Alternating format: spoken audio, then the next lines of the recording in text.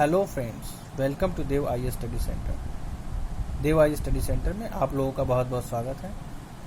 हम पढ़ रहे हैं डॉक्ट्रिन ऑफ प्रोस्पेक्टिव ओवररूलिंग। ये interpretation of statutes lecture series का पार्ट है और आज हम कवर करेंगे doctrine of prospective overruling. What is doctrine of prospective overruling? तो डॉक्ट्रिन ऑफ प्रोस्पेक्टिव ओवररूलिंग पढ़ने से पहले हम इसके सोर्स के बारे में जानते हैं। ये इसका इस जो डॉक्ट्रिन है या इसका जो सोर्स है वो है गोलकनाथवाद। बहुत ही फेमस वाद है, ये बहुत ही फेमस केस है Golaknath versus state of Punjab.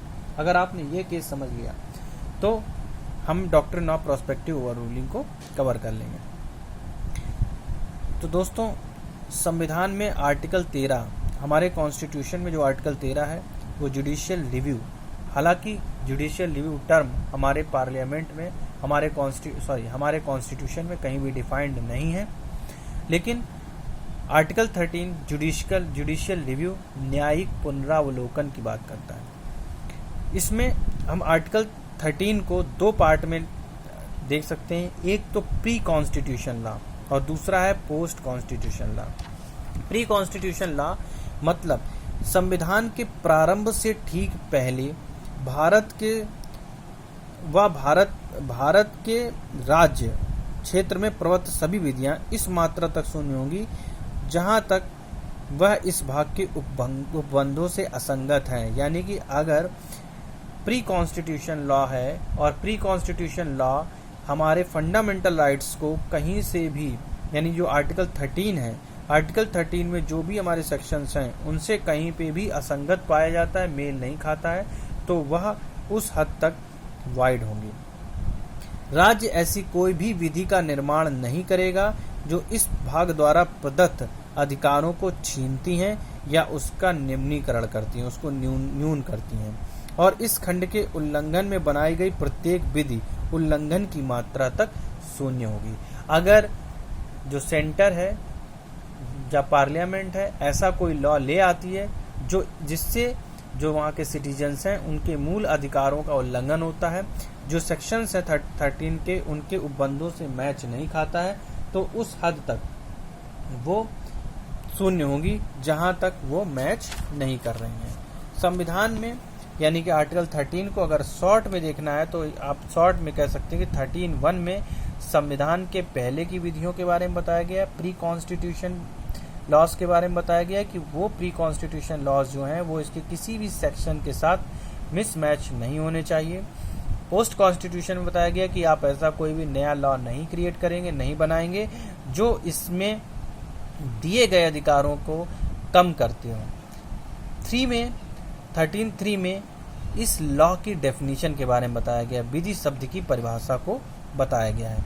अब दोस्तों, यहीं से शुरू होता है गोलकनाथवाद। गोलकनाथ का जो केस है उसमें गोलकनाथ बनाम पंजाब राज्य 1967 के नाम से हम जानते हैं। गोलकनाथ में क्या था, इसमें दो भाई थे। सरकार ने क्या किया, इनकी भूमि अधिग्रहित कर ली। जब इन दोनों भाइयों की भूमि अधिग्रहित की गई थी तो उस समय प्री कॉन्स्टिट्यूशनल में जब उस समय दोनों भाइयों की भूमि अधिग्रहित की गई थी तो उस समय हमारे जो कॉन्स्टिट्यूशन है उसमें ये संविधान जो संपत्ति का अधिकार है वो मूल अधिकार था। संपत्ति का अधिकार मूल अधिकार से नहीं हटा था। फिर भूमि सुधार कानून आया। भूमि सुधार कानून में सुप्रीम कोर्ट में 11 न्यायाधीशों के जजों की पीठ बैठी। 1965 में 7वां संविधान संशोधन लागू हो गया और इसके अनुसार भूमि सुधार कानून को 9वीं अनुसूची में डाल दिया गया। यानी कि 9th शेड्यूल में जब इसको डाल दिया गया तो हम इसको चेंज नहीं कर सकते हैं। अब Sajjan Singh versus state of Rajasthan का एक केस था, यह केस भी उसी के साथ अटैच था। 1965 में इसको चैलेंज किया गया। इस केस 7वें संविधान संशोधन को चैलेंज किया गया Sanjay Singh versus state of Rajasthan में। तो 5 न्यायाधीशों की पीठ ने 1965 में 17वां जो संविधान संशोधन है इसको सही ठहराया।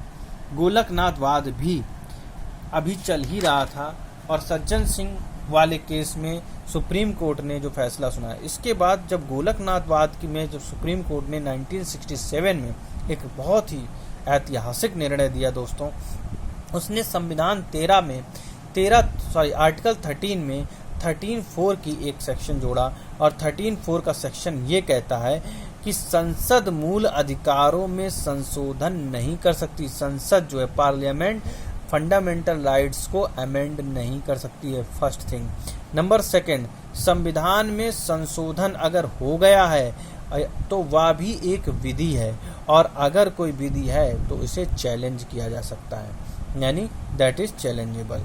ये बहुत ही ऐतिहासिक निर्णय था अपने आप में गोलकनाथवाद, और कोर्ट ने 6-5 से निर्णय दिया कि 13(4) की एक नई धारा जोड़नी पड़ी और इस नई धारा में संसद मूल अधिकारों को हनन नहीं कर सकती, मूल अधिकारों को संशोधन नहीं कर सकती है, और संविधान में संशोधन भी एक विधि है। अगर उसने संशोधित कुछ किया तो वह विधि, और अगर कोई विधि है, कोई लॉ है तो उसको चैलेंज किया जा सकता है। अब दोस्तों यहाँ पे जो है 24वां संविधान संशोधन हमारे राजनीतिज्ञ लेकर आए और उन्होंने इसमें एक 24वें संविधान संशोधन में बताया कि अगर कोई विधि है और मतलब जो संविधान संशोधन है उनको इसमें चैलेंजेबल नहीं माना जाएगा। अगर कोई संविधान संशोधन है तो they can not be challenge. तो ये 24वां संविधान संशोधन लाया गया जिसकी वजह से जो है संपत्ति का अधिग्रहण हमारा मूल अधिकार जो है अब नहीं रहा। संपत्ति का अधिकार मूल अधिकार ना होकर के अब एक कानूनी अधिकार बन गया है। तो आई होप आप लोगों को बहुत अच्छे से ये जो लॉ है doctrine of prospective over ruling समझ में आ गया होगा। Thanks for watching my channel.